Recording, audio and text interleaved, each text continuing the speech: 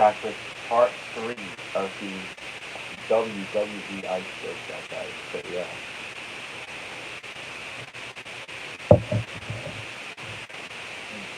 And today, we're going to be doing tier 3, guys. So yeah. Yeah, these tiers are mad long, bro. So yeah.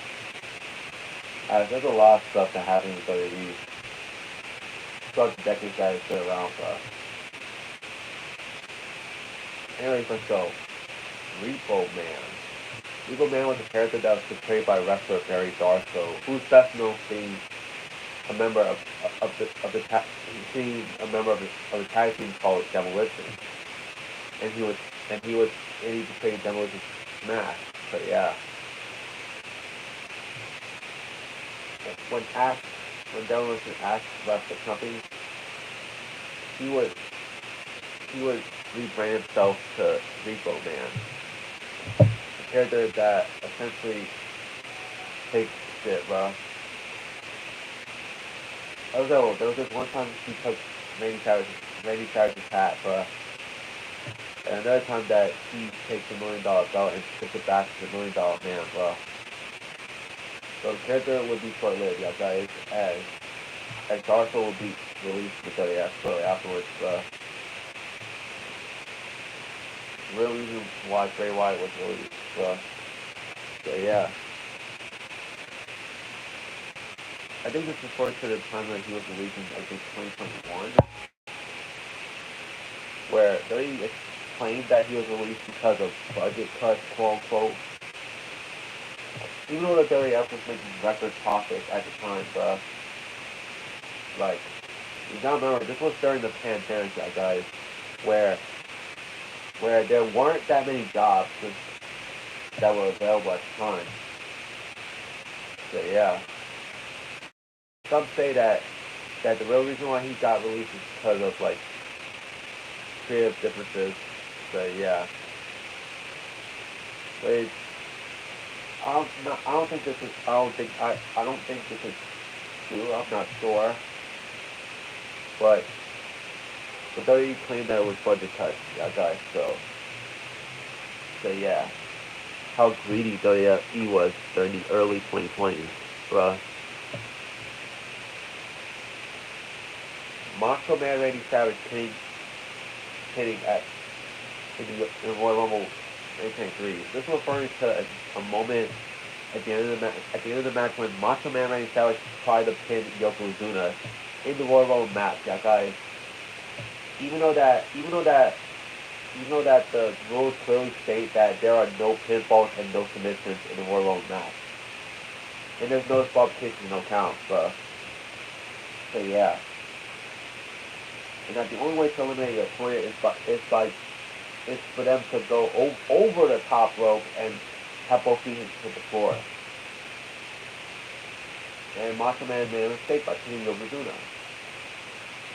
And then what happened afterwards was that Yokozuna powered out, which caused Randy Savage to go over the top rope and get eliminated, bruh. Like, if you notice that this is actually the second straight for match that Macho Man Randy Savage was acting pretty stupid, bro. During the matchup, bro. Because if you didn't know, the year prior, in 1992, he actually was diving onto Jake the Snake Roberts. He went over the top rope, bro, and dived onto Jake the Snake Roberts. That right there should have counted as him eliminating himself, bro. Then he was allowed back into the match. And then the contest tried to go around this by saying, oh, you have to be thrown out by someone to get eliminated. Which I call bullshit because 9 years later, in 2001, the Royal match, Drew Carey actually went over the top rope himself and went on the floor, and that counted as him eliminating himself. And hell, even at times when wrestlers who aren't even in the match eliminated a wrestler from the Royal match, like The Miz eliminating John Cena in 2011 in the Royal match. but yet you give Randy Savage a pass for that? Hell, if this was any other year, Randy Savage's ass would have been eliminated from the match, bro. Like, come to tell you how pretty stupid Randy Savage is when it came to one-on-one matches, bro. At the time, bro. AJ Styles is a flat Earth believer. This is actually a theory of AJ Styles, of people thinking that AJ Styles is a flat Earth believer.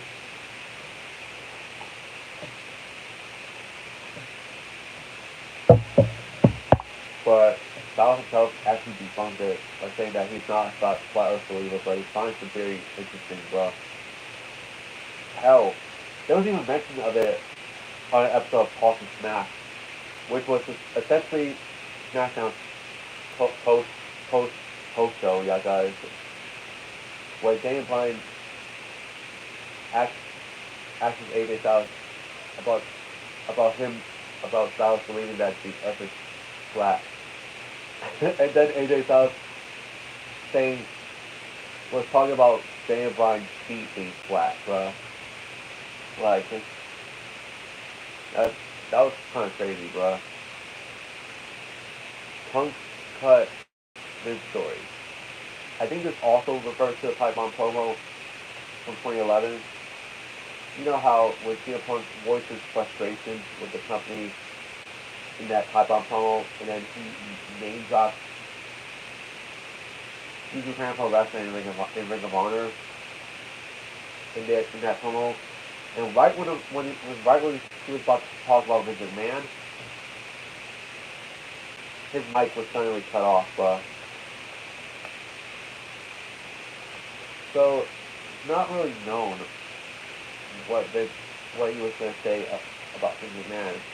I guess they don't want him to expose Vince McMahon's secrets. Given how Vince McMahon's allegations coming to light in recent times, yeah, bruh. Yeah, bro. It's safe to say that his secret is already out by this point, bro.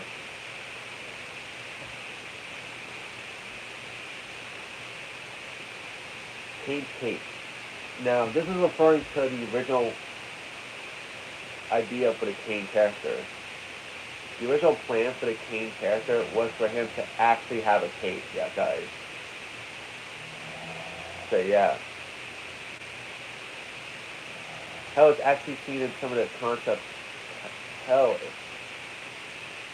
there was even a photo of him at a house show in 1997 with the cape, bro.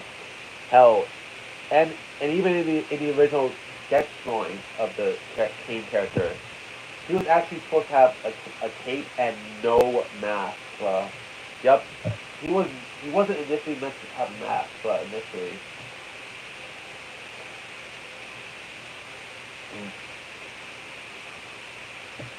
But the mask will be added slowly there afterwards.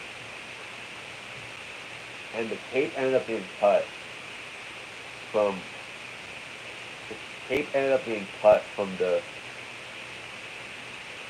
Kane's outfit.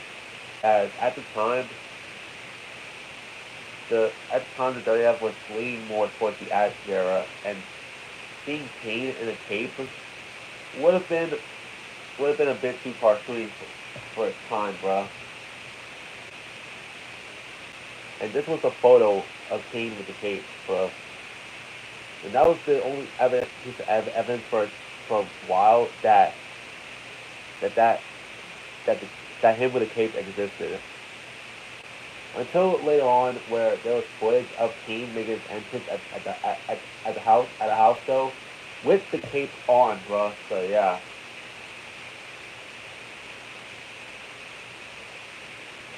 Hell, even in the A&E show, even when A&E had a show where they look at the treasures of different WWE costs, there was this one episode where they actually showed the cape from Kane's entrance at a house show, bro. So yeah.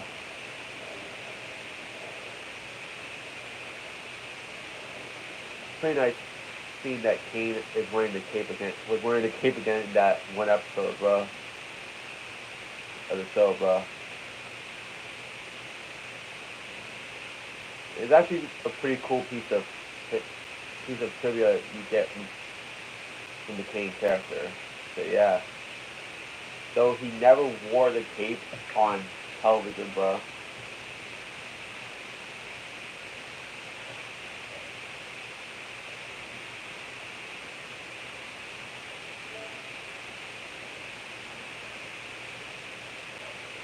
What the fuck?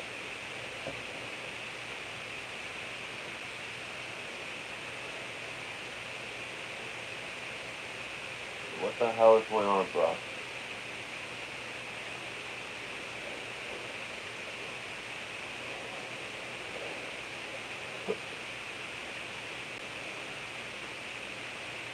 Did it freeze, bro?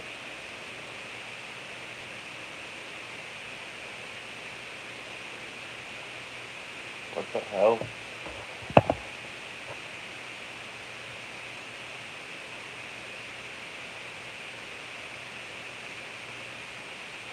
I don't know what the hell was going on, bro.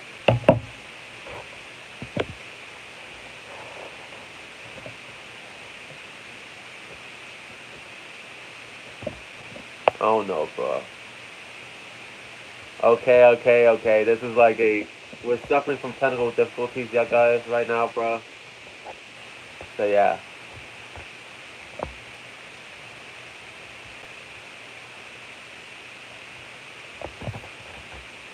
Yeah, we're suffering from technical difficulties, yeah, guys. So yeah.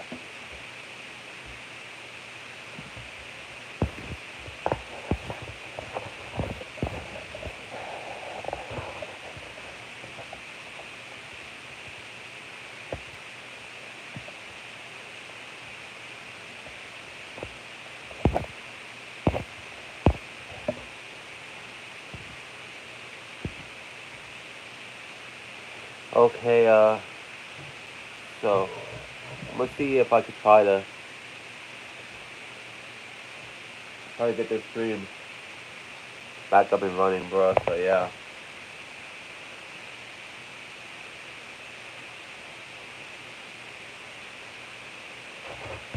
So yeah.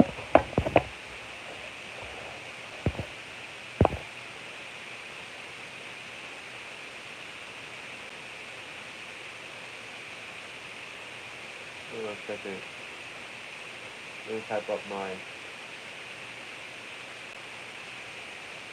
account name.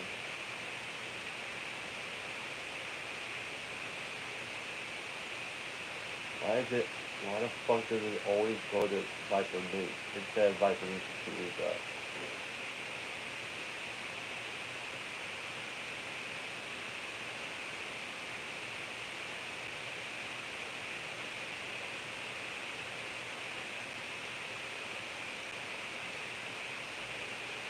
See, I was having trouble, bro.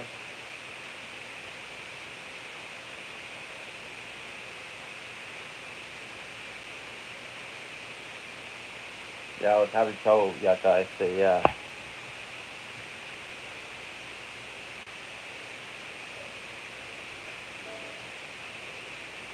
I don't know if most likely I might have to cut out some of it because of technical difficulties, bro. Comes in it, bro. So yeah. Anyways, we done clean tape. So yeah. Now next entry is the Owen Hart death footage. Now, this is referring to Over the Edge 1999 when Owen Hart passed away during an entrance on Raw, bro. And it was claimed that the footage was recorded, bro.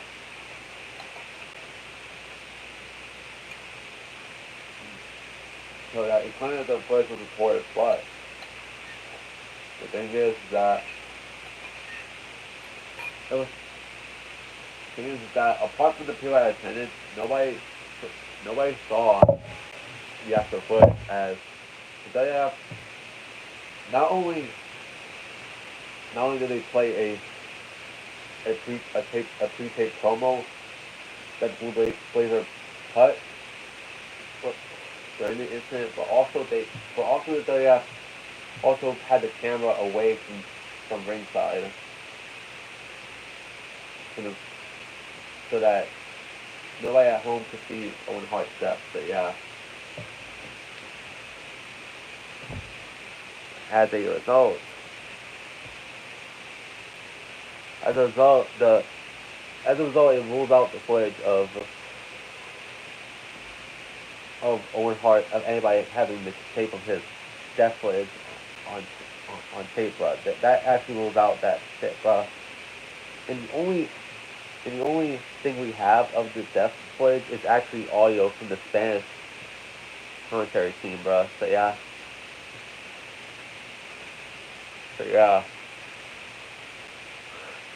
Undertaker hates cucumbers. This is referring to people claiming that Undertaker hates cucumbers, and that at one point he. And then at one point, when someone put cucumbers on his hat, like, I think he like vomited or himself. I'm not sure, but the man himself said that he doesn't that he doesn't like cucumbers. He's not afraid of them, but he doesn't like them, bro. Plane ride from hell. The plane ride from hell was referring to an incident that occurred on a plane following the Insurrection pay-per-view in 2002, which, by the way, was a Raw exclusive pay-per-view that aired exclusively in the UK, bro. But yeah, which best way to put this situation of the plane ride from hell, it was basically wrestlers getting drunk and doing like crazy shit on the plane, bro, when they were heading back on their way back to the U.S.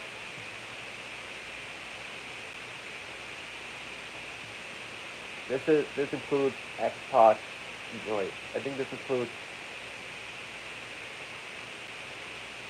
Michael Hayes' ponytail getting cut off. Fucking Ric Flair actually pulled out his dick to female flight attendants, and he actually did his signature helicopter spin, bruh. Like, what the hell, Ric Flair, bruh? Like, and also one of the more notable things that happened was that Mr. Perfect and Brock Lesnar were both wrestling on a plane, bruh. On the plane, bruh. That they nearly opened the emergency exit, bruh. As a result of this incident, both Mr. Perfect and Scott Hall would end up being fired from the WWE as a result of this incident, bruh. I'm shocked that Ric Flair was never charged for this shit, bruh. For real. And Dark Side of the Ring does go into more detail about the whole Plane Ride from Hell shit. So I recommend you watch that series, bruh. Shane McMahon's Lockbox. This is referring to the time when Shane McMahon returned to WWE in 2015. And he said that he wanted to control Monday Night Raw. And that he said that if he wins, he gets to control Monday Night Raw, but if he loses, he has to give the keys to the lockbox back to Vince. And note that this was actually the only mention of the lockbox in the storyline, bro. As when Shane McMahon lost, the lockbox was never mentioned ever again, bro. It was never mentioned ever again after that one segment, bro, before WrestleMania, bro. So yeah, and he ended up running Raw anyways. So yeah, Montreal Screwjob was a work. There's a theory of people claiming that the Montreal Screwjob was a work, but this is not true, bro. As it was very real, bro. As Bret Hart had real life tensions with Shawn Michaels, bro. So yeah. Stone Cold's briefcase. This is referring to King of the Ring 1999, bro. With Steve Austin competing in a handicap ladder match against both Vince and Shane McMahon. So yeah. And the winner gets control of the WWF. So yeah. And then during the match, when Steve Austin tries to retrieve the briefcase, it gets lifted higher and higher and higher, bro. And many people wonder who the hell did it. As many people point their fingers at Big Boss Man being the one who did it, bro. Because on the Raw prior to King of the Ring, he was fired from the corporation. And then after the pay-per-view, he was all of a sudden rehired the group, which is actually pretty understandable on why people were suspicious of him, because it's basically their way of him interfering without actually being directly involved, bro. Saudi Arabia plane ride. This is referring to what happened after the Crown Jewel pay-per-view, on how several wrestlers ended up getting stuck in Saudi Arabia because of the plane being delayed. This resulted in this left and Crown Jewel occurred on a Thursday, so this left the following day on Friday. This left to show SmackDown without its wrestlers since they were still stranded in Saudi Arabia. So that led to the NXT wrestlers actually taking over SmackDown that day, alongside the wrestlers who backed out of the Crown Jewel pay-per-view. Yeah, guys. So yeah.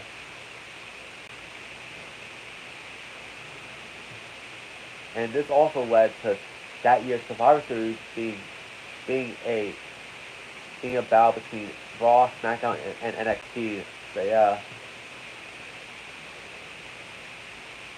Macho Man Randy Savage had sex with Stephanie McMahon. This is a rumor. This is a rumor regarding Randy Savage and Stephanie McMahon. On many people's claims on why Randy Savage never returned to the company. As some say that it was because that the Macho Man had sex with Stephanie McMahon. Remember, Randy Savage was already an adult by this point, and Stephanie McMahon was only a teenager at the time. So, yeah. We don't know if this rumor is true or not, saying that Randy Savage died in 2011, and that Stephanie McMahon Stephanie McMahon hasn't said anything about it, and I don't think they want you to know about the shit, bro. So we'll never know what really happened, bro. But they did bring back Randy Savage to promote a new action figure and have him be in WWE All-Stars before his death. The Mask Mansion incident. This is referring to an incident that occurred at a house show in 1996 for the ECW, for the company ECW. As Devon Dudley teamed up with Eric Kulas, aka Mask Transit, to take on the Gangsters, Mustafa Saeed and New Jack. Originally, Devon's partner was originally going to be Axel Rotten, but however, Rotten's grandmother passed away recently at the time, so he was essentially staying home with his family after the death of his grandmother. So Kulas ended up stepping in as a replacement. He actually lied about his age, and he also claimed that he was trained by Coach Kowalski, which that was also a lie, bruh. As he had basically no experience in the ring, bruh. And he even told New Jack that he wanted to bleed in the matchup. So he didn't tell him how much he wanted to bleed. So New Jack actually ended up going all out on the dude, bro. And he cut him so deep that the father actually tried to yell at them, saying, "Stop the damn match, he's 17, bro." Which was the age at the time when the incident happened, bro. This incident actually caused an ECW pay-per-view called Barely Legal to get postponed, yeah, guys. And if you don't believe me, here.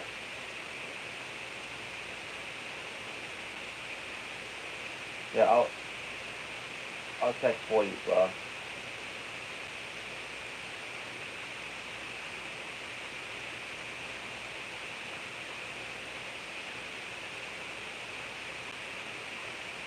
Let's look up Bailey Legal 1997, bro.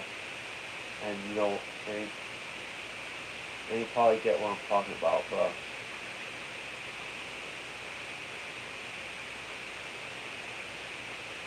Here it is, yeah, guys. This one's the event, yeah, guys. So yeah, the pay-per-view was actually supposed to air in late 1996, yeah, guys. However, because of the mass transit incident that occurred, because of the mass transit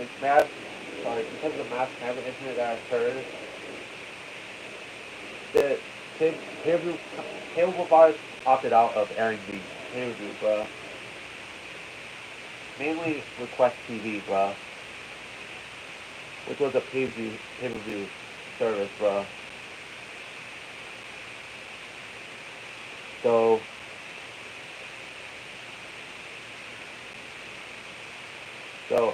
hell, even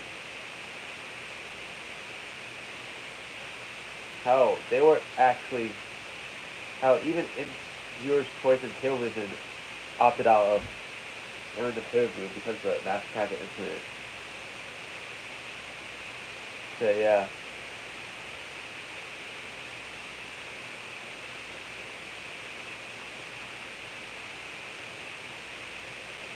So yeah, bro.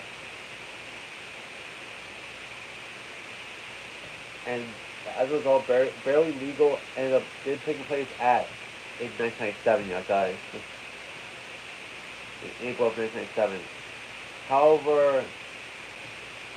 However, with the prod being toned down a bit, bro, for the pay-per-view, bro, and that the start time would be at 9 p.m. Eastern time, bro. So yeah. And Kulak ended up passing away in 2002, bro. And New Jack said that he had no remorse over what happened, bro. Wow. Bret Hart's Sunny Days. This is referring to a promo on Raw in 1997, guys. And Shawn Michaels said that Bret Hart be having sunny days. This is a reference to a claim that Shawn Michaels made in the promo that Bret Hart was sleeping with Sunny, which honestly, I don't blame you, because look, it's Sunny. Like at the time in 1997, she was actually hot in 1997, bro. At the time, bro. And this was actually before her legal toes, bro. So yeah.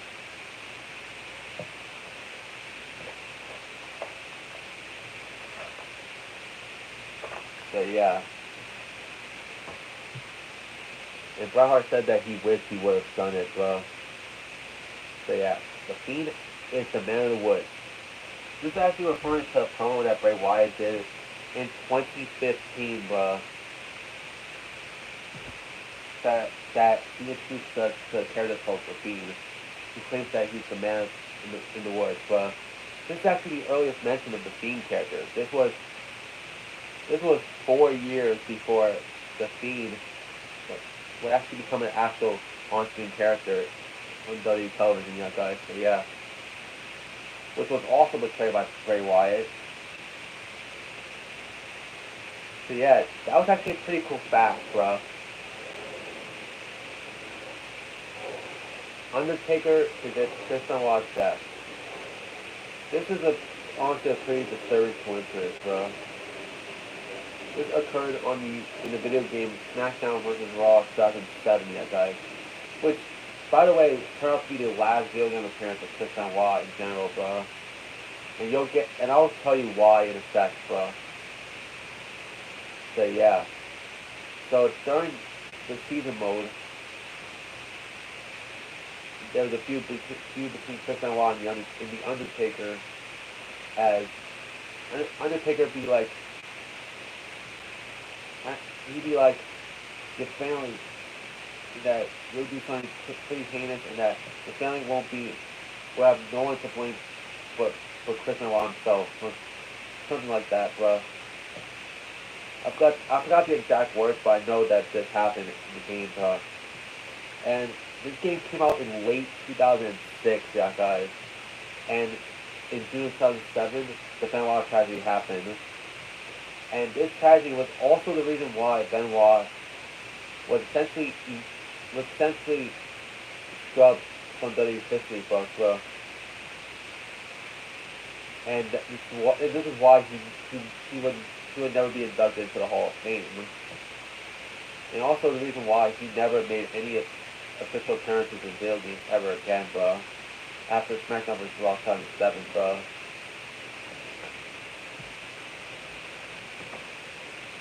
So yeah. Pretty scary coincidence, bro. Kern White. Kern White was a character that was portrayed by wrestler Chavo Guerrero, bro. The character was that he was a white American from the suburbs who plays golf and hates minorities, bro. Which is pretty racist, bro, if you really think about it, bro. In some ways. Shit would have been worse if they would have went with the original idea for Karen White, which was for him to have a white hood on, bro. But given that would reference you know what, Willie decided to not go ahead with that plan, bro. And Chavo would end up portraying this character until Eddie Guerrero's death, which is Chavo's uncle, bro. As with his uncle Eddie Guerrero passed away in November 2005, the current white gimmick would end up being dropped, yeah, guys. And Chavo would actually revert back to his old self, bro. Daniel Bryan's career alternate announcement. I think this is referring to like the 2016 retirement, bro.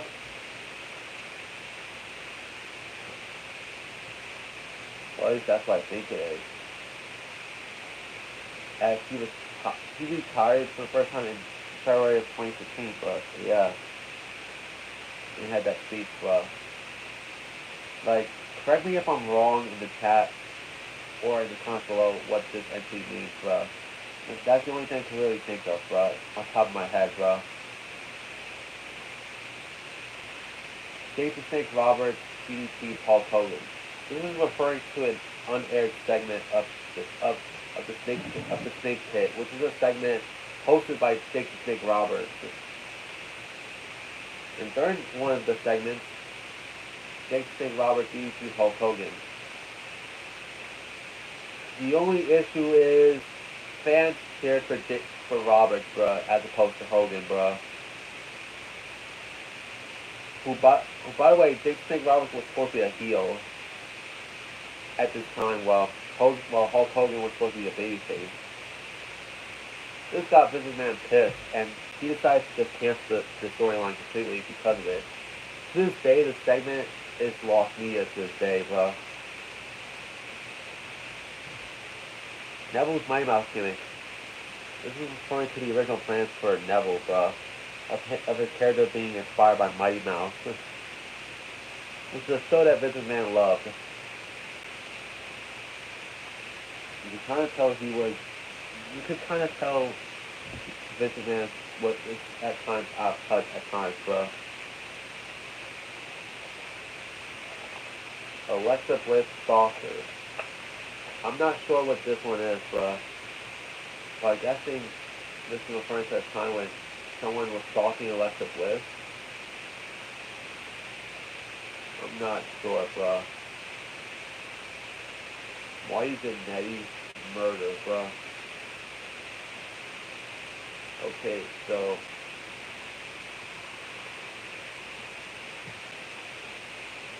alright, so this is so yeah. I'm not really sure of this. I think he confessed of killing someone, I think. I'm not sure, bro. Another entry that I don't really know about, bro.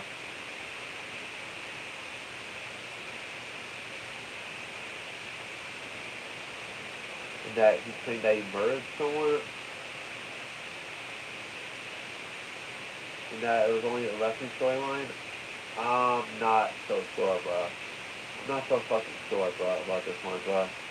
There's another one that I'm stuck on, bro. But yeah. Like, yeah, it's bound to happen with these Iceberg videos, guys. There's bound to be stuff on there that I don't really know of, bro. But there's one thing I do know of, and that's the next entry. David Arquette wins the WWE Championship. This is referring to an episode of Thunder, where David Arquette was actually in a tag team match with, and his tag team partner was WWE Champion Diamond Dallas Page, as they took on Eric Bischoff and Jeff Jarrett. And then the stipulation of the match is that anybody who gets the pinfall or submission will become the champion.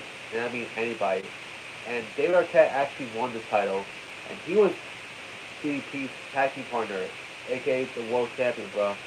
When Arquette pinned Bischoff to win the title, bro. As fans hated this move, bro. As this was a non-wrestler, aka an actor, winning the promotion's top prize, bro, winning their world championship, bro. And honestly, it's already bad enough that for a few months by that point, the WWE Championship was starting to change hands way more often, bro. And it gets worse from here, bro. It gets worse after Arquette wins the title, bro. After Arquette drops the title. As 2000 was a pretty horrible year for WCW, bro. As it was the company's worst year, bro. By a lot of fans, bro. Even though that the company tried to come back, even though that the company was trying to rebuild itself in 2001, by that point the damage was already done, bro. But yeah, this was, and the only reason why Arquette won the WWE Championship is because WWE wanted to promote Ready to Rumble, bro, which was already out in theaters by that point for a while by that point. But yeah. Judy Bagwell on a pole match. Don't you mean Judy Bagwell on a forklift match? This was a match that occurred between Buff Bagwell and Chris Kanyon, where Judy Bagwell has been suspended up in the air by a forklift. And Buff Bagwell ended up winning the matchup for us. So yeah, this was actually like, I think this was one of the worst matches by fans. So yeah, or like at least one of the most infamous WWE matchups yet, guys. So yeah, and you can tell that Vince Russo wrote this shit since, like, what is his obsession with pole matches, bro? So yeah, did he just go to a strip club and see a poles in the strip club, and did he say like, oh, maybe I should make this a match type, bro? Okay, that last part I said was a joke, yeah, guys. It didn't really go out like that, bro. So yeah, May 19th. This was a storyline that Kane had in 2006, bro. Where he would get PTSD, where he would get like PTSD from hearing the date May 19th. In storyline, Kane said that that was the day that his mother was killed, but in reality, it was made to promote the 2006 film See No Evil, which was coming out on May 19th, 2006, and that the, in the storyline, they revealed they revealed that there was a fake Kane in there, which the fake was portrayed by Luke Gallows, and for some damn reason, and they had a match at Vengeance 2006, and for some reason, the fake Kane won, for some reason. Like, why?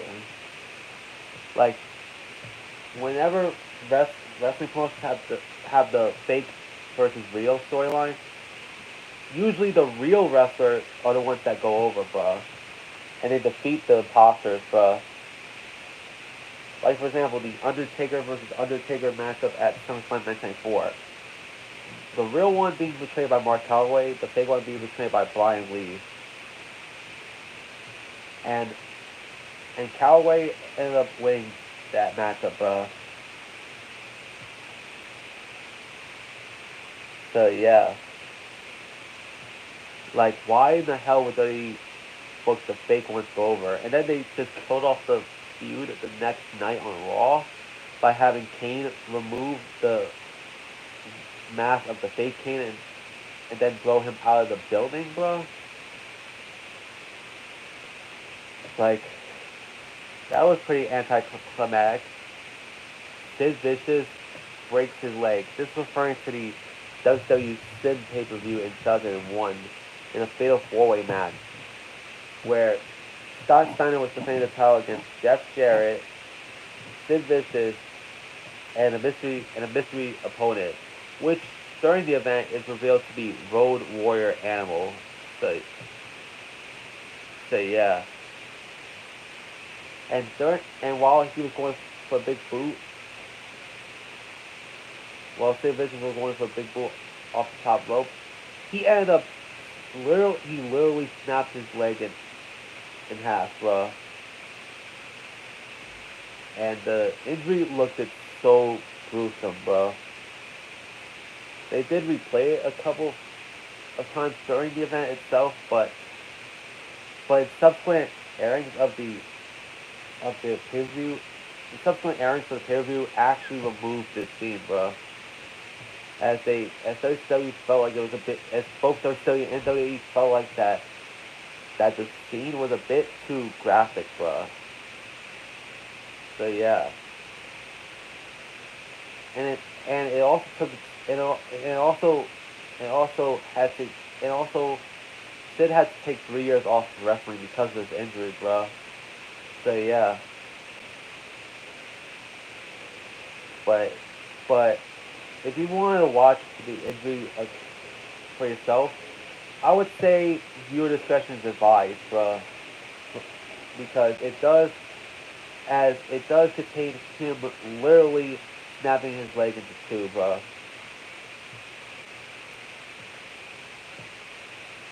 Pat Patterson scandals. I think this is referring to the Ring Boy scandal, So yeah. Let's take a look at ourselves,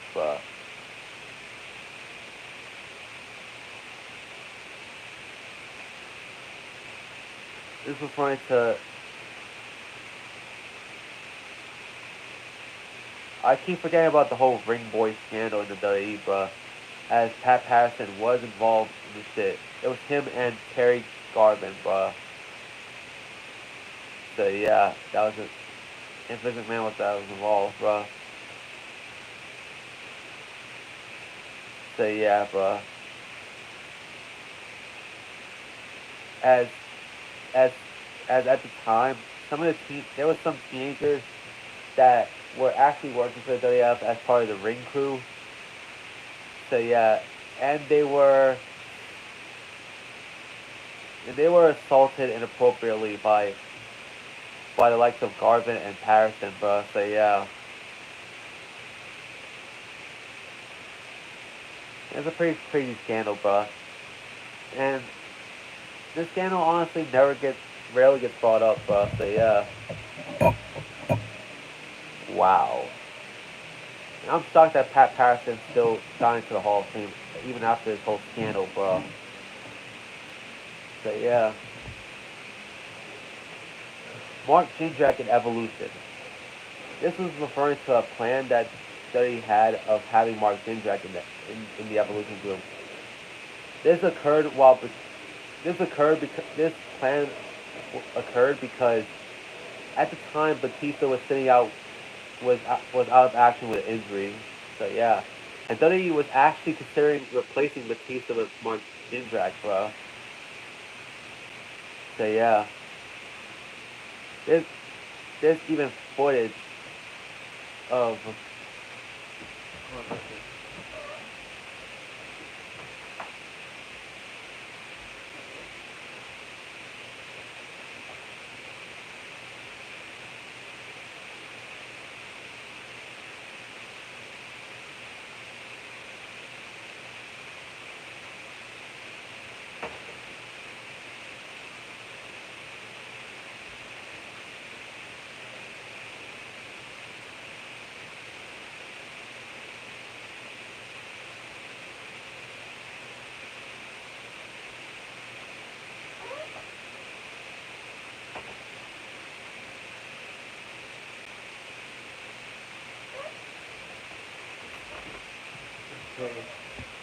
Okay, how's my cell phone, bro? So yeah, how's the phone, bro? So yeah, as I was saying that while Batista was injured, WWE was considering of actually replacing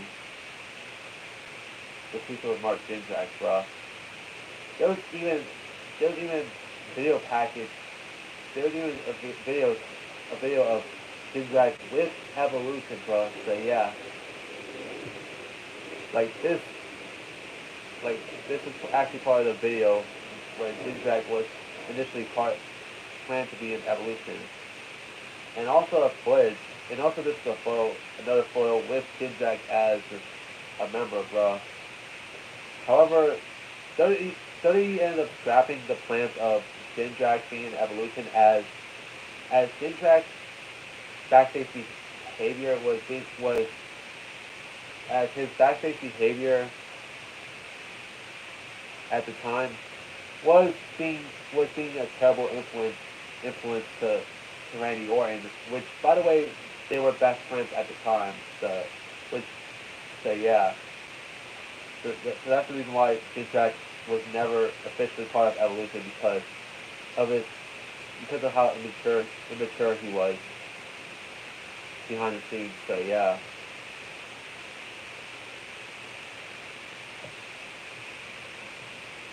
Vince paid off Florida's government to be declared essential business.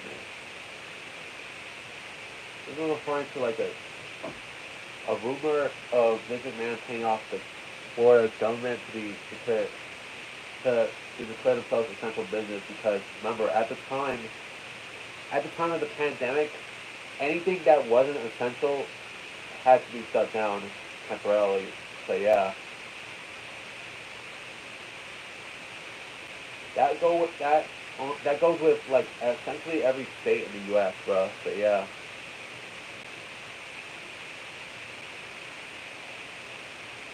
I'm not sure if this is true or not, but all I know is that WWE did have shows during COVID, bro. Only televised shows though. There was no house shows during that time period, bro. Enzo's injury at Payback 2015. Where?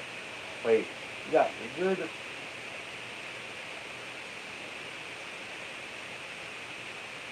I didn't even notice that his ass got injured, bro.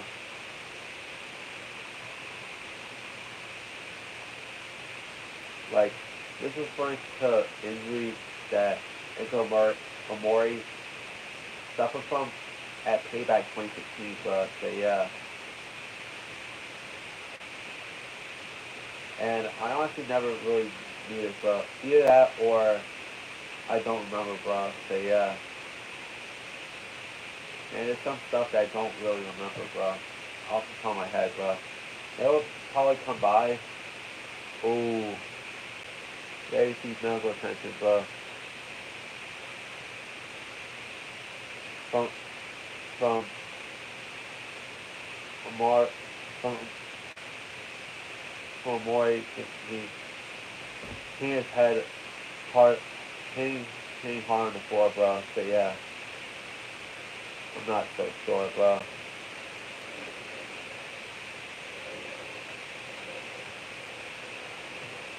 And the next one is Seven Street promo. This is referring to a promo that the character Seven cut in WCW, yeah, guys. Seven, Seven was portrayed by Dustin Rhodes, aka Goldust. So yeah, that that I'm not sure what the promo is about, but I think he got tired of doing the gimmick. I'm not so sure, bro. But the Seven character look is pretty creepy, bro. So, so yeah. So it was quickly scrapped though. Man sneaks backstage to see the pizza. Now this moment was actually pretty funny, bro. In that on an episode of Raw, when the pizza was getting ready, a fan entered backstage and then started the Batista's entrance before running off from the security, and it was actually a pretty funny moment to see, bro. So yeah, Shawn Michaels oversells Hulk Hogan. This is referring to their match at SummerSlam 2005 between Hulk Hogan and Shawn Michaels. In that originally this feud was actually meant to have 3 matches, but Hogan refused to work any more matches against Shawn Michaels. So yeah, so Shawn Michaels did what he do best: oversell every move that Hulk Hogan has hit during the matchup. Yeah, guys, like the selling that Michaels did for Hogan is pretty hilarious. It's one of those matches that is so bad that it's actually funny, bro. If you really look at it, bro. WrestleMania 24 Pyro accident. This is referring to the time during WrestleMania 24 where Pyro went off on some of the crowd members, and those crowd members ended up getting hospitalized as a result, bro. Yeah, it was a pretty sad box. And speaking of another box that happened, Triple H dry ice accident. This is referring to the time where at WrestleMania 28, was it WrestleMania 28 or WrestleMania 29, bro?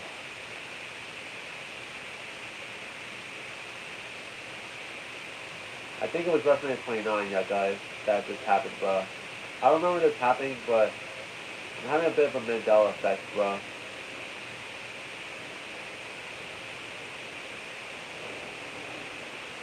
I was thinking of either 28 or 29, bro. Let's see. Oh, it was WrestleMania 29, bro. Okay. I knew it was one of those WrestleManias that occurred, bro. Because WrestleMania 29 was the one where was the first WrestleMania match. Was the first WrestleMania match with Triple H had short hair, bro. So yeah.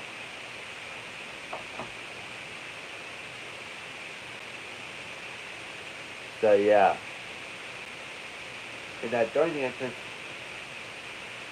he was supposed to go through smoke, but in reality, some of that shit was dry ice, bro. Which ended up giving him burns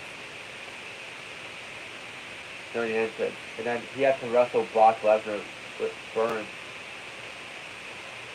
on his body, bro. So yeah. Brock breaking the streak wasn't planned. This is referring to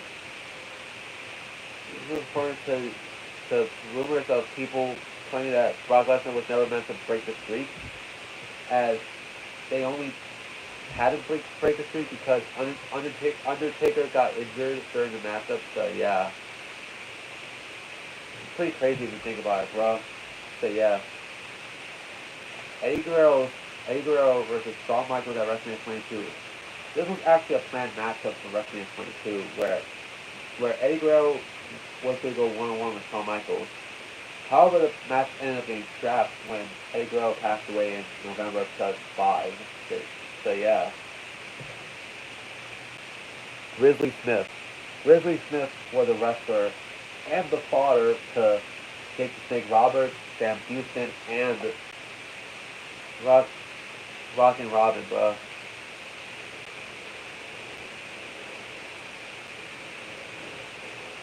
So yeah, and one thing he's known for is essentially treating his kids like shit, bro. Essentially, especially Jake the Snake Roberts, bro. So yeah, in that he was a dude that was a, that was abusing not only his children but other people's children as well, bro. So yeah, and to put it simply, Grizzly Smith is a piece of shit parent, bro. Hell, even Jake the Snake Roberts revealed that the reason why he started wrestling is because of his hatred for his father, bro. For the way he treated him, bro. So yeah, X Pac does blackface. This is referring to episodes of Raw when D Generation X had dressed up as the Nation of Domination. In that one of the impersonations is X Pac doing an impersonation of Mark Henry, guys, and that during the impersonation, in that when he impersonated Mark Henry, he did he did blackface, bruh, which is very racist, bruh. So yeah.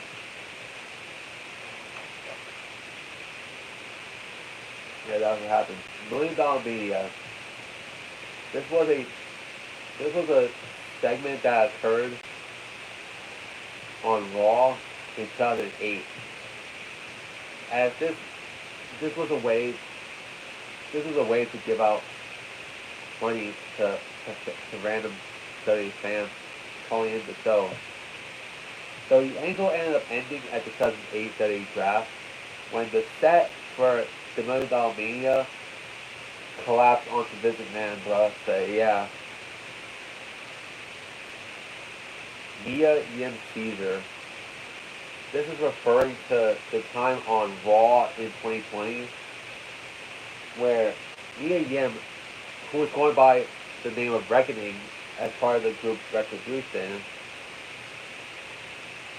many people claimed that she was actually having a secret, but Yim herself confirmed that she was supposed to be possessed in storyline, bro. So yeah, Kazani. Kazani was a character that was only in WWE for a couple of months, bro. On the SmackDown brand in 2008, bro. He only had like I think 2 or so matches on SmackDown, bro, before being released. Yeah, this was essentially a forgotten ruthless aggression. I mean, a forgotten PG era character, bro. Beaver Cleavage. This was a this was a character portrayed by Headbanger Moss, bro. During the time where his tag team partner Thrasher was injured, in that in that in that the character was inspired by the TV show Leave It to Beaver, and that there were implications of Beaver Cleavage falling in love with his mother, bruh. And not the usual mother-son dynamic. No, no, no, no, no, no. This was this was a sexual relationship that he wanted with his mother, bruh. AKA incest, bruh. So, so during a promo Ended up dropping the Beaver Cleavage gimmick and became Taz, and that the mom in the during the Beaver Cleavage character was actually Taz's storyline girlfriend. So yeah, which she would bring with her to the ring. And then during that Taz storyline, his girlfriend started showing up with marks on her from claiming that Taz abused her. So he would get beaten the shit out of by other wrestlers because of it. Only to find out in a DTV segment, which by the way, DTV appeared earlier in this Iceberg, that Marlena was not Marlena, bro. But I forgot what the name of the character was for the girlfriend, bro. But it revealed that he was actually making the whole thing up, bro. So yeah, as revealed by Headbanger Drafter, bro, when he came back. And then after that segment, the headbangers were back together, bro. So yeah.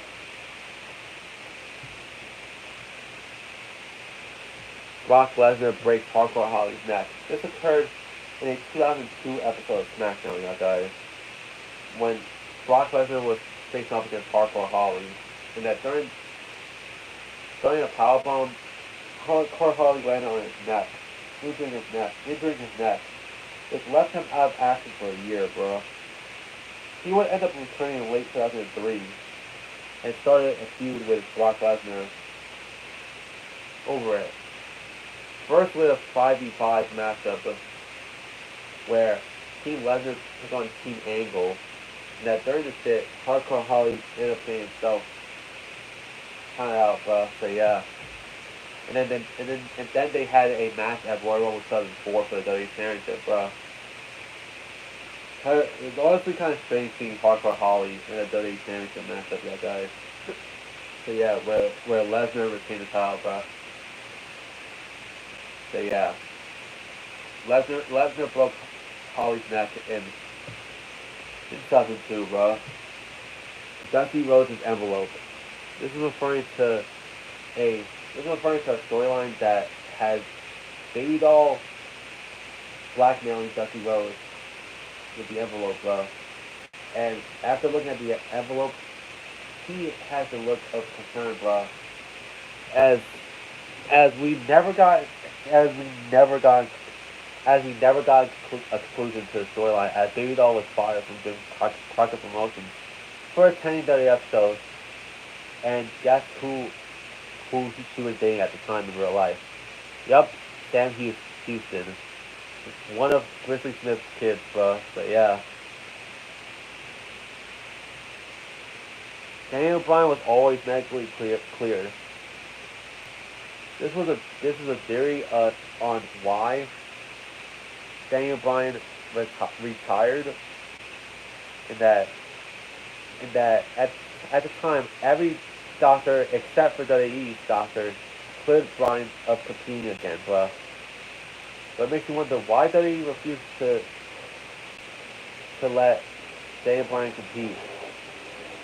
Many people theorize that the reason why this happened is because at the time WWE and Vince McMahon was focusing on the Roman Reigns experiment, and that they felt like that Daniel Bryan was just getting in the way, bro. Because fans love Daniel Bryan and they hate Roman Reigns, bro. So yeah, which that ended up not working, considering that in between the times that Daniel Bryan retired and when he came back to wrestling in 2018, fans hated Roman Reigns, bro, through and through, bro. So yeah, and then Daniel Bryan had to threaten WWE that he was going to leave the company if they don't clear him. So WWE had no choice but to clear him just to get him to stay in the promotion, bro. So yeah.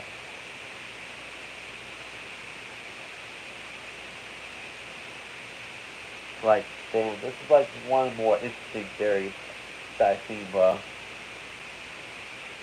So yeah, I'll be right back, yeah, guys. Let's go, bro. I'll be right back. I'll put this in sync, yeah, guys.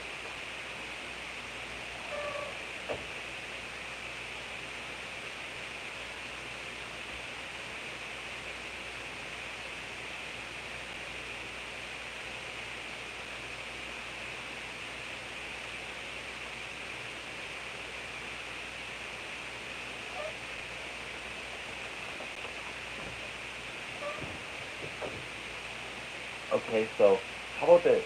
How about this, yeah, guys? How about this? You know what? I'm actually gonna give you guys something special for this one, bro. As I'm gonna do tier 4 as well in this live stream, bro. And y'all can actually thank me later in the comments, bro. So let's start with tier 4. Chris Noah Wikipedia page. Yep, Chris Noah has a Wikipedia page, yeah, guys. It's actually true, bro. So yeah.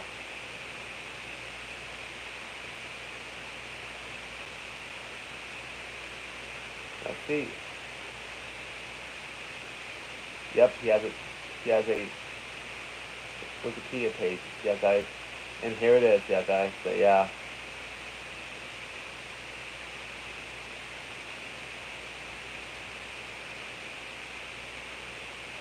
And the next entry is who attacked Hato Itami, bro. Or as he's also known as Kenta, bro. So yeah. I think it's funny to time in NXT, bro, where Hideo Itami was attacked. I think this to win. I think I don't. If I can remember correctly, this was to write him off with injuries. So yeah.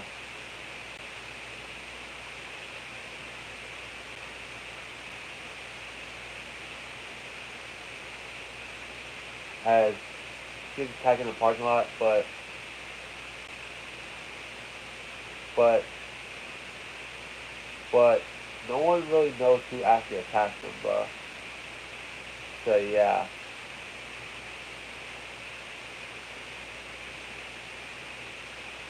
As this is one of those unsolved mysteries in wrestling, bruh. Frankie Vick. This was actually a Twitter account where Frankie that somebody made under the name Frankie Vick. He would this person would they would actually say stuff that Vince McMahon would most likely say, bruh. As long as leaks confidential information about WWE, bruh. Many people believe that JBL was the one that was behind the account, as a lot of the tweets that the Tanky Viz account had were the same as JBL's tweets, bro. So yeah, so it was never confirmed, bro. As now the Tanky Viz account has been deleted, bro. Dog, ding, the whatever the fuck that is. It's actually referring to a sign that was being held up by a fan during this Daniel Bryan celebration when he won the WWE Championship, bro, at WrestleMania 30. And that the idiot fucking ruined the shot, bro, of Daniel Bryan winning, bro, by just holding up his sign in front of Bryan, bro. So yeah. Roman's leukemia was the worst. Oh my fucking god, man.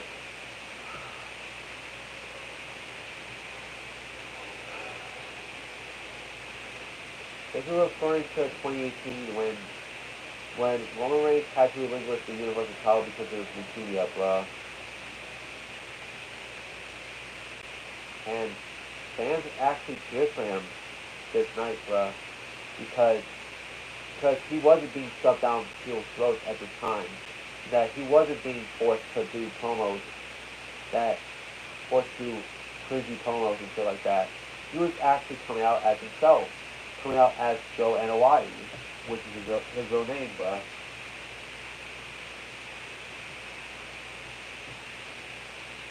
and many people claim that it was a work because he didn't come back when he came back. He didn't look like cancer patient. But this whole thing is not true, bro. As his leukemia was actually real, bro.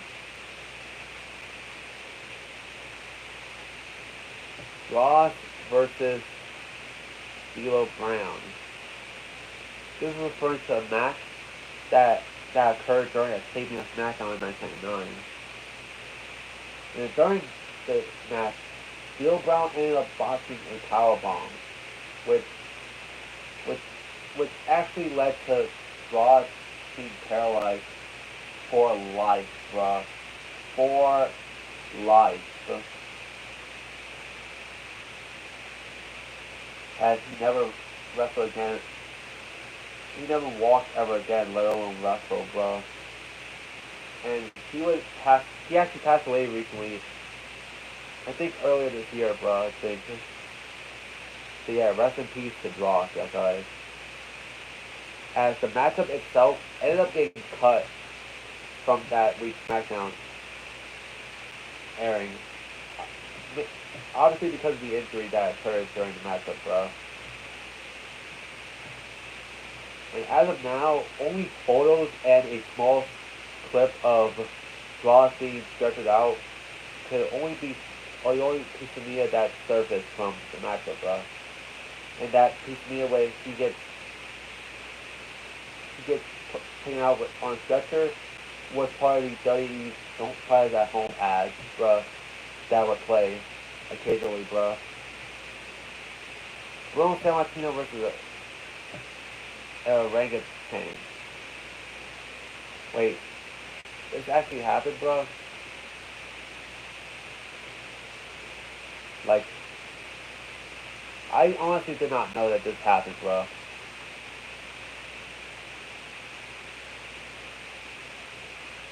Let me search it up, bro. Since I never knew that this shit happened, bro.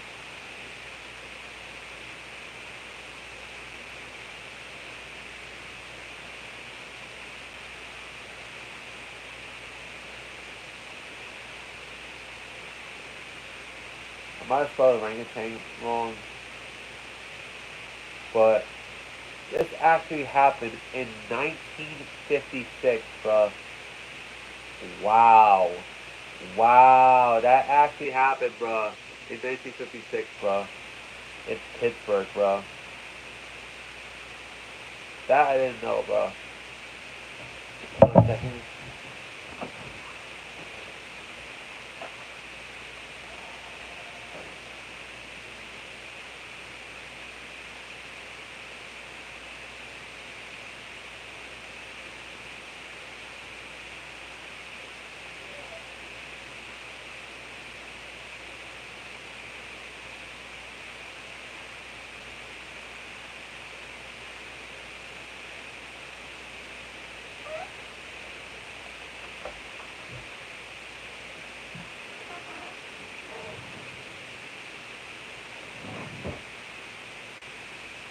So let's just clear our back inside.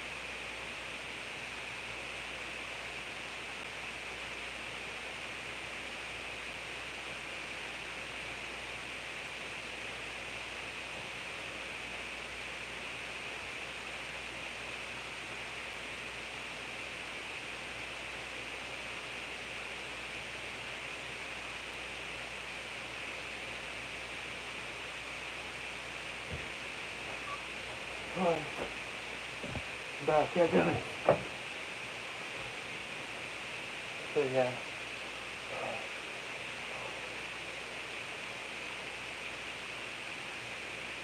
So yeah. We did that for 072 with the Atlanta thing. Now let's go to the next entry. SmackDown vs. Raw Online. This was a planned PC game by THQ, yeah guys. I think it was meant to be free, but with some customizations being purchasable, bro. So yeah.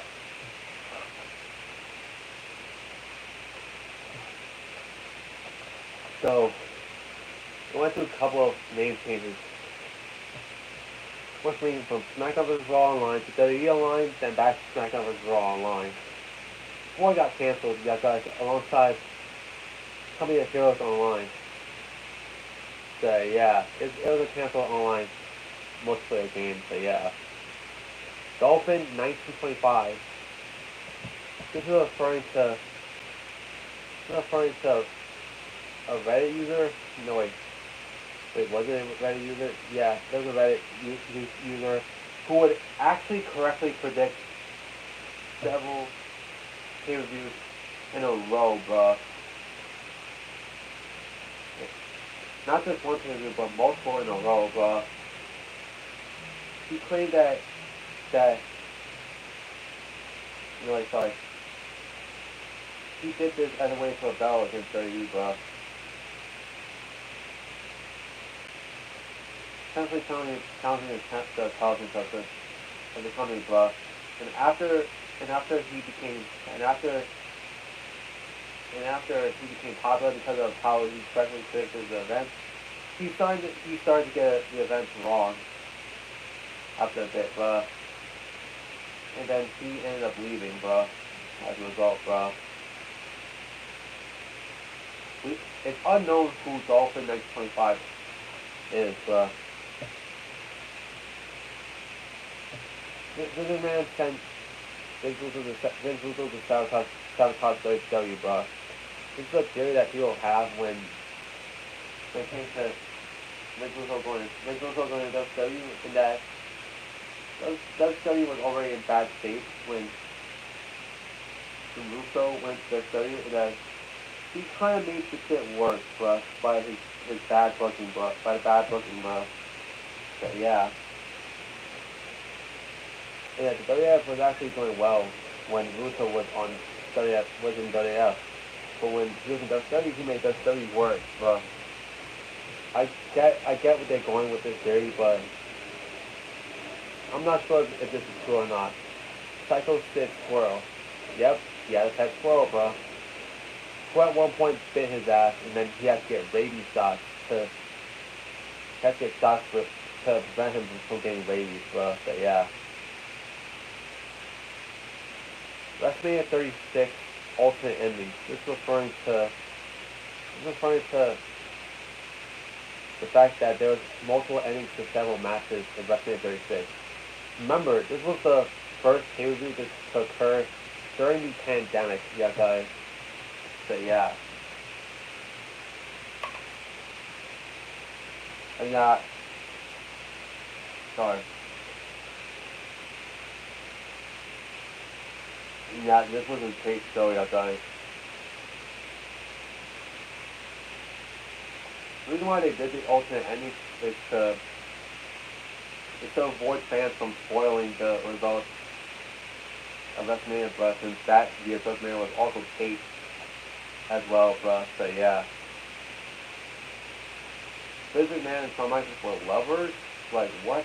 This is a theory that people have that Vince McMahon and Shawn Michaels were in love with each other. This is obviously fake, guys. It's obviously fake, bruh. They were never in love with each other, bruh. Jericho almost replaced Shawn Michaels at WrestleMania 30. I mean, Jericho almost replaced Shane McMahon at WrestleMania 34, bruh. Bro.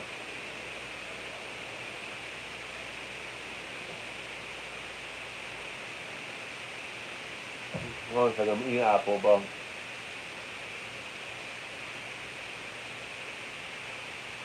It's burnt the time when Chris Jericho was scheduled to replace Shane McMahon at WrestleMania 34, bro.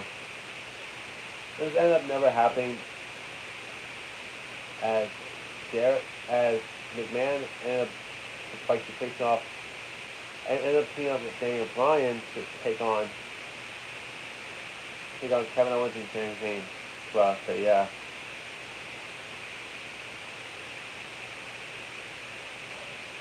So yeah.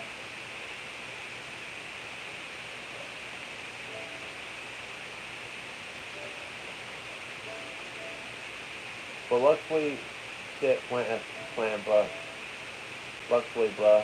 So yeah. Let me see what's next on the list, bro. So yeah. Rey Mysterio accidentally kills Battle Ag Ag Ag Ag Ag Ag Gila. Sorry. Accidentally kills Barrow Ag Aguilo Jr. This is referring to the incident that occurred in the tag team match in Mexico, yeah, guys. When during the match, Rey Mysterio hit 619 on Ag Aguilo Jr. and he ended up killing him by accident, bro. So yeah. I heard about this incident and it's pretty crazy to think about, bro. Chris Hero in the field. This is referring to the original plan for the field, as Roman Reigns was never meant to be in the field, bro. As the original plan for it, the group was to be Seth Rollins, Dean Ambrose, and Chris Hero, who was going by the name of Cassius Ohno in WWE. So Vince McMahon, that was the plan that CM Punk wanted in the group. But Vince McMahon thought otherwise, and he thought that Roman Reigns was a better fit for the field. So yeah, that's the reason why, bro. Jericho's Strange Kentucky People video. As he refers to in his autobiography, there was a family that wanted to give Chris Jericho a videotape of what they claimed to be Jericho's wrestling matches from Smoky Mountain Wrestling. But in reality, it was just them doing strange shit, basically, bruh. That's the reason why. That's why Jericho refers to as Strange Kentucky People, or Strange Kentucky videos, bruh. So yeah. As of now, the video itself is lost. So yeah. The McMahon family are actors. This is referring to a theory that the McMahon family that we see on TV are not the actual McMahon family, and that those were just paid actors, bro. Honestly, this is not true, bro. As the McMahon family that we see on WWE is the actor, it's the real deal, yo, guys. So yeah. Jim Cornette, very clean incident.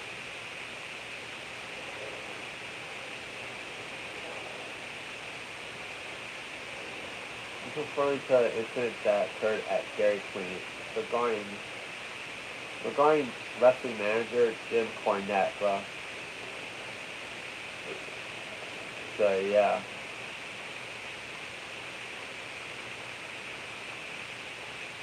What you might wonder what happened. Well, it happened in 1994, bro. So yeah. Where happened in 1994, where he got upset that he actually gets upset that wait, I forgot what it was, bro. So yeah, man.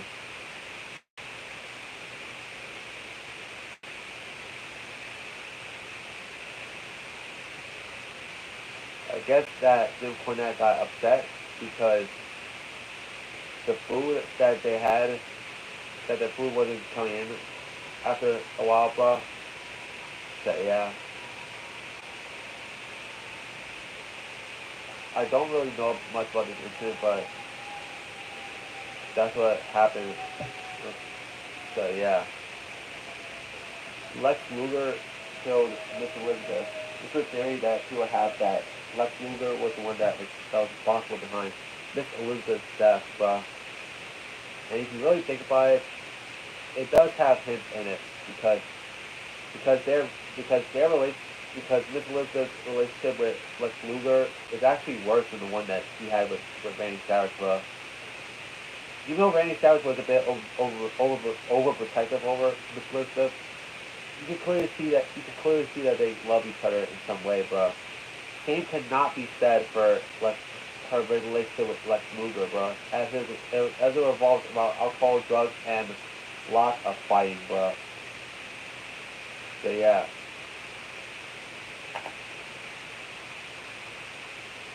and Luger got arrested for his shit, bro.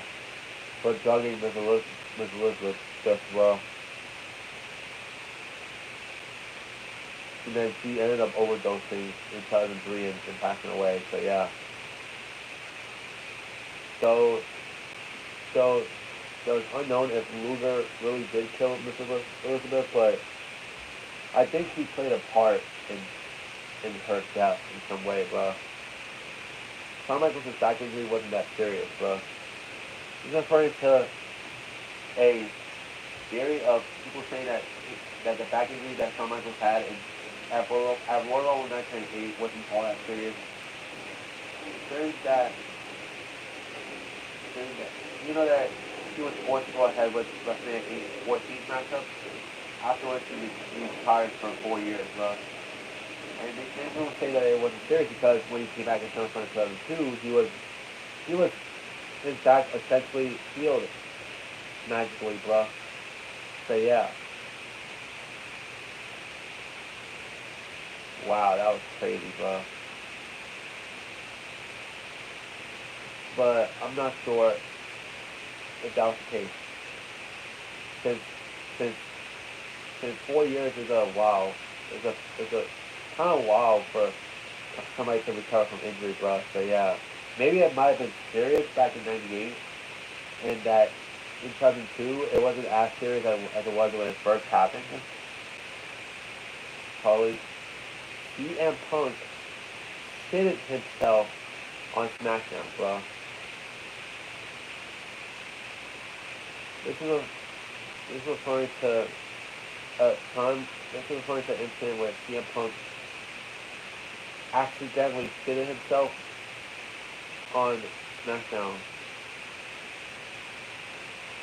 as there were times of wrestlers claiming that they shitted themselves during a wrestling match. There, there was there was claims that Sid Vicious shitted himself during his match at WrestleMania 13. Hell, even Cena himself claimed that he shitted himself during a house show in 2002 in a match against Scott Steiner, which which I wasn't sure if that actually happened during that Scott Steiner during the Ruthless Aggression era was on Raw, but I had to like research it, and that it turns out that they actually did wrestle each other at a house show in 2002. So yeah, I had to look up on Cage Match, bro. So yeah, and in 2013, when CM Punk went on one-on-one against Dean Ambrose, and then and then during the and then on Twitter, CM Punk claimed that he ended up hitting himself during a match against Dean Ambrose, bro. And this was in December 2013, at a time where CM Punk was already starting to get fed up with WWE, bro. So yeah. John Cena won the Royal Rumble in 2005. This is referring to a theory that people claim that Batista feet when they both got eliminated at the same time, people thought that Batista's feet was the one that touched the ground first, and that Cena was the true winner. But I look at the tape, I look at the footage multiple times, guys, and all I can see is honestly all that I can see honestly is both of their feet touching the ground at the same time. But that they always wanted Batista to win that year's Rumble match. So yeah. So yeah. Rita Tarleton. Rita Tarleton was a former referee for the WWF during the 1980s.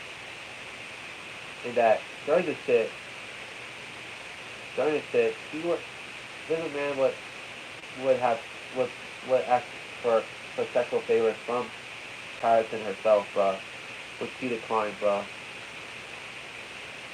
which led to her getting fired, bruh.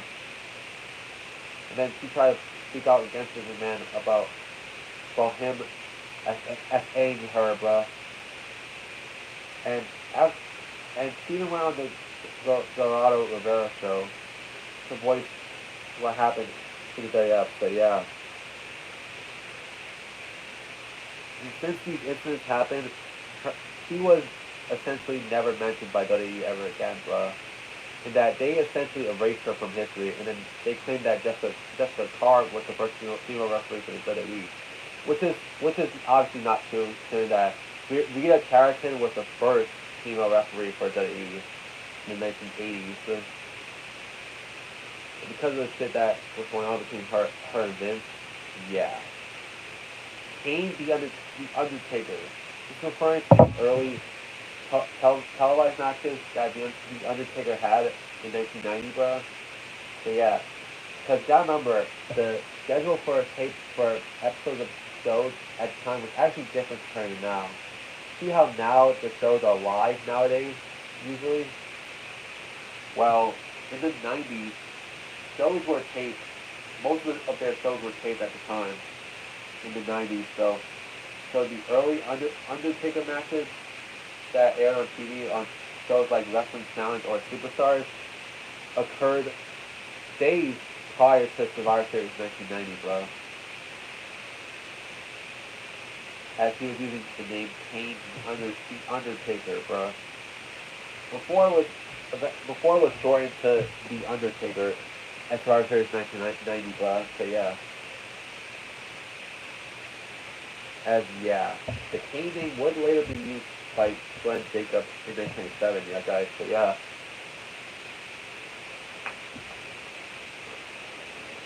Mr. Kennedy is Vince's son. This was a plan that they had with the illegitimate son angle. The plan was for Mr. Kennedy to be the illegitimate son of Vince, but this would have led to a huge push for Mr. Kennedy, yeah, guys. However, Howard WWE changed their plans when Mr. Kennedy got himself suspended for being a part of the signature pharmacy scandal. So yeah, and the reveal ended, which turned the storyline into a fucking joke. Like, no disrespect to Hornswoggle, I'll give him credit for what he's done in the wrestling in WWE, but a lot of the storylines he gets put into turn to fucking jokes, bro. Girls Gone Wild pay-per-view. Like, I know some of y'all might be wondering, Viper, what does Girls Gone Wild have to do with WWE? Like WWE when they were collab with them? Well, actually they did, bruh. In 2003, bruh. In 2003, WWE collabed with the pornographic company Girls Gone Wild. And for those who don't know what Girls Gone Wild is, it basically takes females, usually between the ages of like 18 and I think 21, I think, essentially college age adult females, and then they ended up having sex with each other, bro. So yeah, like honestly, Girls Gone Wild was the shit. Was the awesome shit in the 2000s, y'all guys. Remember when we were younger and that the commercials came on late at night when we were sleeping, bro? Like that was some good shit, bro. And they occurred during BT Uncut, bro. Those commercials, bro. And we had to make sure that our parents did not see us, bro. Because oh boy, if our parents were to see us with this shit when we was kids, we would have easily gotten a whooping, for sure, bro. But anyways, back on the topic, bro. So, Study had a interview with Girls Gone Wild in 2003. Originally, it was supposed to take place in Florida, but however, however, the city that was planned to take place at was actually threatening both companies to arrest the girls for if they show too much skin, aka get naked, bro. So they had to move to Texas. And despite the interview being a CDMA rating, obviously because it's a pornographic company, obviously, the show felt censored in some way, bro.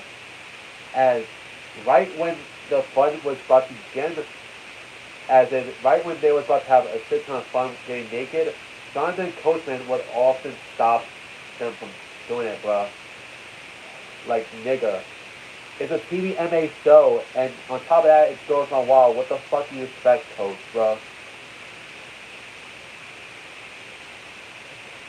Like, and for a while, this event was lost media for a while. Before it was found, so yeah. Like, and for anybody who's a fan of pornography and Girls Gone Wild like me, I best suggest you skip this event, bruh, because it felt extremely censored. It felt censored in a way, bruh.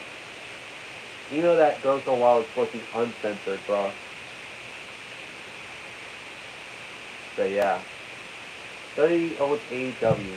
This is a theory that people claim that Study owns AEW, but in reality it's not true, bruh. As Tony Khan is the one that owns AEW, bruh. So yeah. Randy Orton used This Fire Burns. This Fire Burns was a song made by Kill Switch Engage, yeah guys. And it's known for being the theme song for wrestler CM Punk from 2006 to 2011.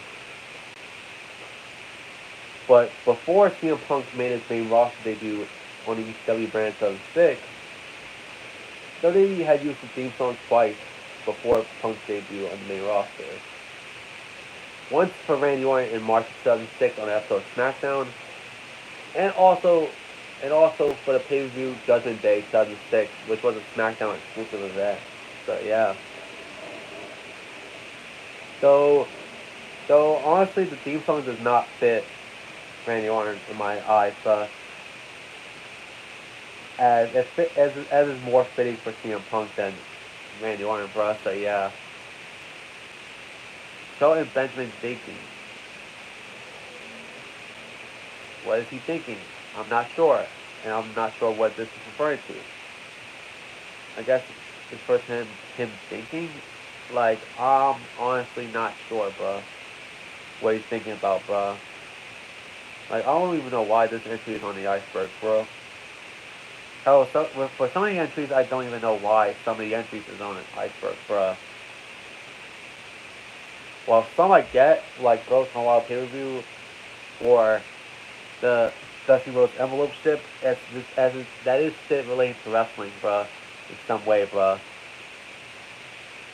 Even though the Girls Gone Wild one might not be at first glance, but if you learn about the event that they had with WWE, you'll understand why it's on the iceberg, bro. Curtis Axel won the 2016 Royal Rumble match. This is referring to the time that people claim that Curtis Axel won the Royal Rumble match in 2015 because he never officially entered the match as he was attacked. But usually when it comes to people who get attacked by a wrestler before entering, usually sometimes they don't enter at all. Thus means they essentially forfeit their spot in the Rumble, bruh, essentially, bruh. Bray Wyatt knows he was being released in the last Funhouse episode. This is referring to a theory that there were claims that Bray Wyatt knew that the last Funhouse episode he was getting released.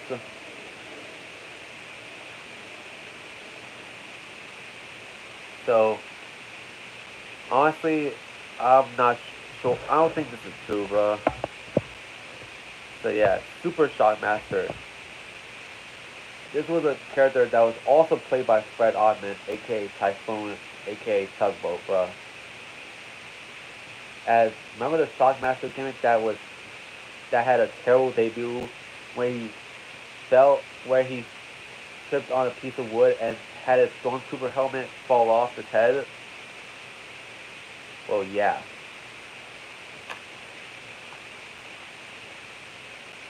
They try to fix the character by making him the Super Shockmaster, bro.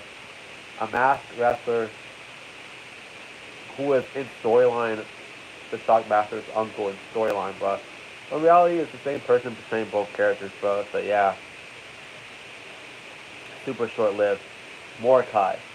Mordecai was a wrestler that was portrayed by Kevin Thorne, who essentially I think supposed to be the opposite of the Undertaker, bro.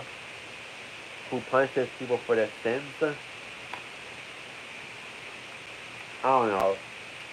He only made a couple of televised appearances on SmackDown and on the pay-per-view Great American Bash. So yeah. Before getting sent back down to the developmental, bro.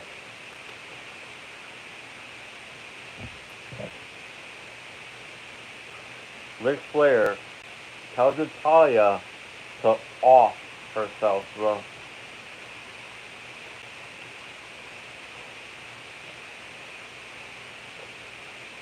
Yeah, I'm not even sure when this happened, bro. If I'm to be honest.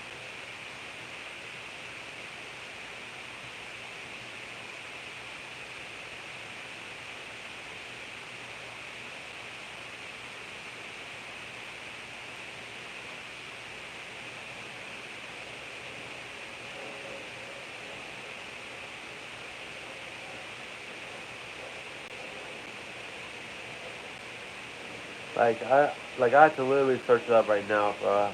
See what this is referring to, bro.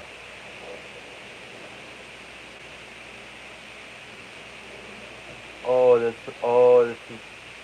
will refer to a segment on WWE, bro. And that was a segment during a segment of the Ambrose Asylum segment, bro. Yeah. And during the promo,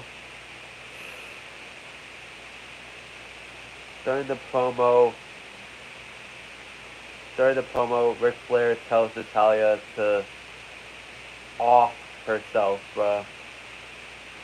During the promo, bruh.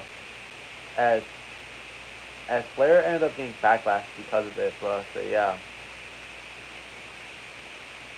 So yeah, and WWE ended up editing out the segment in subsequent viewings of the segment and the episode, bruh. So yeah. WWE The Big Bang. This was a canceled pay-per-view that was scheduled to be held by WWE on May 6, 2001, and it was meant to serve as a reboot to the company, bruh. As they wanted to start fresh, bruh. After the amount of damage they caused within the past year or two. So yeah. But this pay-per-view never happened as the WWF acquired WCW in March of 2001. So, so yeah. Stephanie McMahon compares the steroid scandal to 9/11, bro. This was a horrible segment on the September 13th, 2001 edition of SmackDown.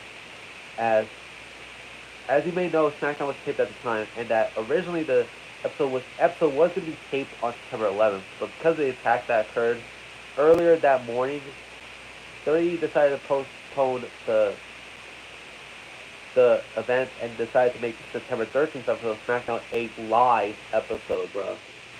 And that during the episode, Stephanie McMahon compared the attacks on 9/11 to the steroid scandal, bro, which was in pretty poor taste, bro. Like, why would you compare your father's steroid scandal to the attack, an attack that killed around 3,000 people, bro?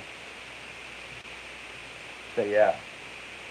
While all the other wrestlers were mourning the death of all those people that were attacked that were attacked on September 11th, and that the wrestlers gave like good speeches on them mourning the death of the victims. Well, for some reason, Stephanie McMahon decided to compare the steroid scandal to the attack, which was actually the only bad part about that episode of SmackDown, bro. So yeah, and fans hated that segment. Brilliant Dennis Moss gimmick. I'm not sure what this gimmick is referring to, bro.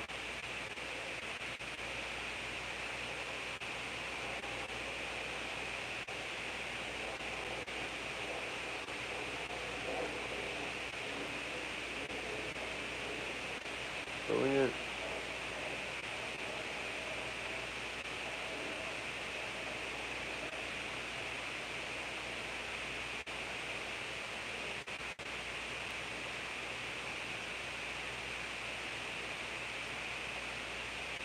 As this, oh, this was a character that was pitched to Lars Sullivan, bro. So yeah, as this was actually a concept for him, bro. But this ended up never happening, bro. As not only was he released from the company, but also he was getting himself into a lot of controversy just shortly before getting released. Like for example, the homophobic comments that he made, and the fact that he started in gay pornographic films, bro. So yeah.